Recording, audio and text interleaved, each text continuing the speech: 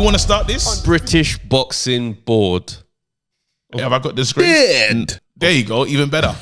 Even better. British Boxing Board of Control. Yeah. Who should start? I think you should start. Well, give us an update of just what we saw. The documentary. The documentary has come out, and we've seen, the Channel 4 documentaries come out, and there's been some allegations of, just racism, misogyny, sexism. There's just the energy. It's just not been good on British Boxing Board of Control's name. It's not been good. And again, when you're meant to be like the example, when you're meant to be running things, we're supposed to look at you and say, like judges. Yeah. You're not usually, you shouldn't really hear judges moving, man. That's right. When because they're not supposed to. It's like if you're a lawyer and you do something, you dispart. You can't, it's like doctors moving mad as well. Yeah. There's some professions, we're not supposed to see. We're just meant to know. Like police. Chill. Chill. Don't get me started. Notice I left them out. I know. Here's another one. Pilots. You expect an energy from a pilot that makes sense. I just need you to be a trustworthy individual as you fly this plane. Absolutely. If you get on the announcer and I hear you are crying whilst flying this flopping plane, bro. I don't know what I'm going to do. when Someone get in there and talk to him. Ask him what he's got planned for Sunday, because I need to know he's got more plans after today. And there you go. So this is what I'm going to... Perfect. We got the pilot. We're going to use that to explain British Boxing Board of Control. You got the pilot, and now what's happened is the tannoy has been left on, and we're hearing things from the cockpit that we were not supposed to hear. That's right. This is what we're seeing. So we're hearing allegations. So we're hearing them move mad. And here's one. So the Len Johnson one is old school. Yeah, we'll lead that, park that, but that's happened. Yeah, we'll move into the future right now. There's two referees. Yeah, Ian John Lewis, Jeffrey Hines. There you go. Ian John Lewis, and it's a mad situation anyway, but let's just put it in black and white. So anyway, it's the catch fight, yeah? Just Taylor. Now, the scorecard was insane. We were all up in arms. That's right. Yeah, and we said, this is an injustice. Someone should pay for this because this is wrong. A letter went to British Boxing Board of Control, came out, said, listen, it counts or something. They said, hey, I can't remember their statement, but they usually... It was nonsense. It was a nonsense statement. Anyway, someone had to feel the brunt. One man felt the brunt, and it was the black man. Ian John Lewis. Let's be very clear. Ian John Lewis's card on that night was insane. Egregious. Dead. Disgusting. It was... I want to talk to him when it's all said and done. I would like to ask him, but what did you see, though? We were hoodwinked. Bamboozled. It was horrible, right? Yeah. Now, my whole thing is, when a fight was that one-sided, right, in most of our opinions, any card, because there was one judge who ruled it to Cattrall by a round. Bro. But there's another judge that's right, that went with Ian John Lewis, but it just wasn't as bad as a point less. And he received no punishment at all. Now, my thing is, even the guy that had it one round or 1 point to Cattrall, he also should be apprehended. Yes. Because that fight was not close. Yes. So I don't care. There's no winners in that arrangement for me. So the fact that we have dodgy judging on that fight, but one person gets it, and he happens to be the black guy, you can't wrong him for how that might have felt. Now, I understand that's what the ruling was, but we don't know how this news was handed to him. We don't know what the conversations were like when it was... There's a lot of different things that come along when somebody creates an allegation on racism. If me and you commit a crime together and they caught both of us, I need to see you in jail with me, bro. Yeah. I need to know... Because I say, Rod, did Travis see me? No, but if me, you, and one other dude, one other white guy comes and he just doesn't get arrested, bro. He just walks off scot-free. He walks off, bro. It'd be like, that's a bit mad though. I would expect him as our brethren to be like, obviously. And he's hitting you with a stay strong. Hey, stay strong, bro. Don't tell me to stay strong. Don't tell me to stay strong. Where are you going? You need to be dedicating your life to helping us, man. Get out there. Use it to help us, man. Nah, it's one of them ones here. where, you know, as I say, it's one of those things like, you know, whenever you have these conversations in spaces that ain't really the type to have the nuanced conversation about race, it always gets mishandled. Do you know what I mean? Yeah, the scoring was crazy anyway. And it's like, yeah, but there's a lot of things. He got fired though. I know. But he who feels it knows it certain times. Yeah. That's all I will say to that. I like that. Jeffrey Hines, not the only one. Jeffrey Hines' situation, he's basically saying that he's just not progressed in his career for the length of service that he's put into boxing. So it's like his grading has never gone up past a certain point. And he's looking at like, I've deserved it for a very long time. Yeah. Do you know what I mean? And a lot of people will hear that and not be sensitive to the nuance of what that is. But there is a glass ceiling that can be applied to certain people in certain professions. Do you know what I mean? Ian John Lewis was talking about... Didn't they say there was one where they said that his conduct, how he behaved, they took his grading down, bro? Yeah. That was, I think that was John Lewis. And there's a part where he's basically saying that at one point he was the only black referee in the boxing. And he said for many years, it still was the case. Do you know what I mean? And it's that thing of like in certain industries where there is a 1 in 1 out policy. Do you know what I'm saying? We're not new to it. You know what I mean? It was rife in entertainment for a very long time, to the point where you'd have comics joke.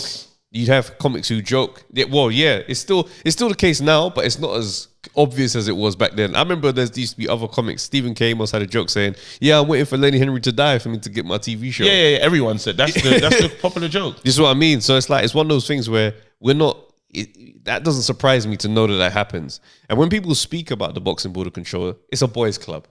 It's the original boys' club. It's the boys' club. It's the boys' club. So when I hear the boys' club don't have reputations for being, you know, shining lights of diversity and, you know, everybody's... No, that is very clear cut what a boys' club is. But look what boxing has been though, and these champions and stuff. So how does it that's the part that doesn't make sense in terms of some of the major fighters and people that are legends in the sport and people that celebrated like some of these black fighters. So how there's a discrepancy. There's something not right at play right now. You know, because it's got to represent what the world almost kind of looks like. Yeah, it doesn't. That's what we want to see. But you know, a lot of sports have taken the shape of star athlete.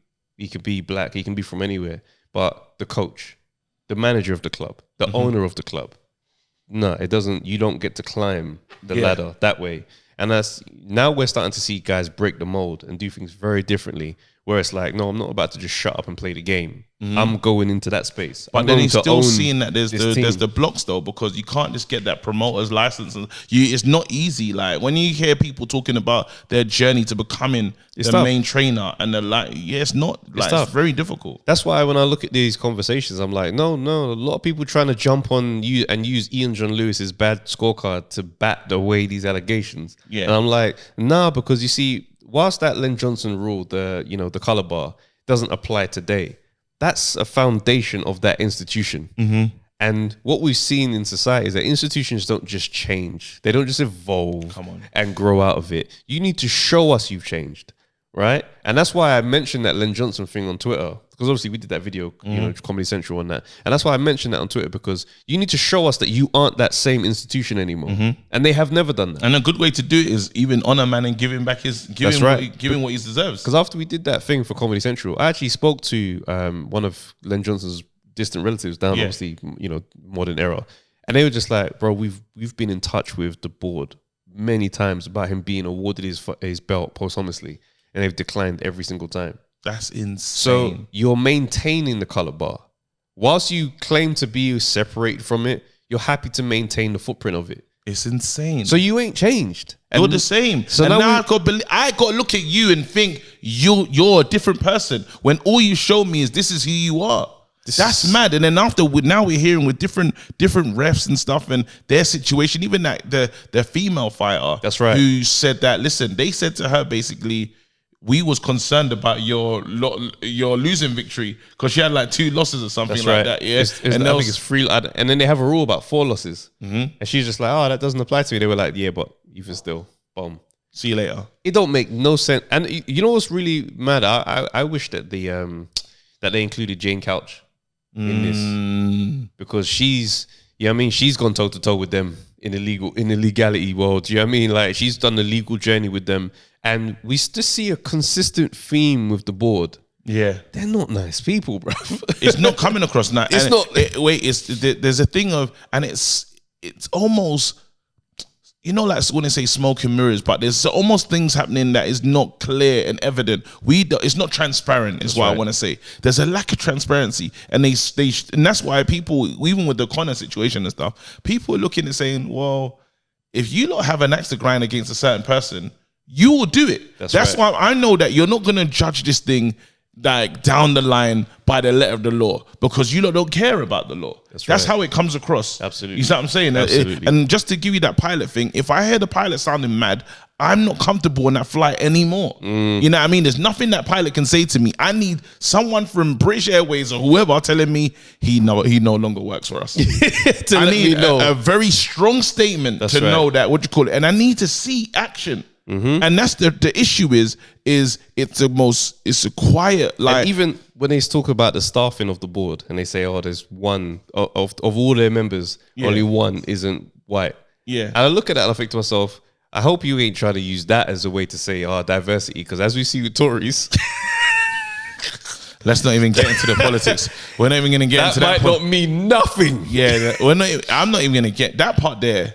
I'm not going to get into, right? Because it's okay. Yeah, I know. But then, because sometimes you will lose people on that things like, nah, what are you talking about? And then all they'll hear is, no, but all you'll hear is, or they'll just hear the politics part. I'm saying, let's deal with, sometimes because you can always get deflected into going in another way. Yeah. Let's really look at the situation. I want people at home to watch this, and it's available, Channel 4, it's on YouTube as well. Yeah, that's right. So literally type in, it's on Channel 4 News YouTube channel. Racism in boxing. Type that in, watch it. If you don't feel a certain way, just watch it and you know what, don't take what we're saying, make up your own mind. But it doesn't look good. And let us know what you think. It doesn't look good. And then also, I'll just quickly say, there's people that have been banned. There's silent bans. There's the two-failed test. There's stuff that these guys have known. Even when you look at the Connor situation in the beginning, bro, it was like there was tests that everyone knew about. Fam. So then if you're the perfect agency and stuff and you manage this thing, where was the control? Fury versus Klitschko in Dusseldorf should never have happened.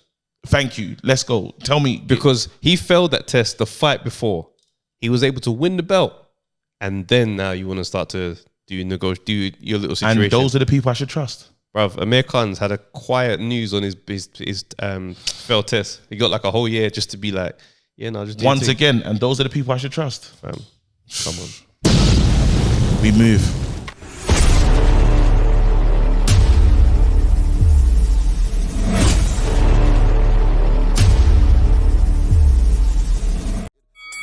Let's do another one.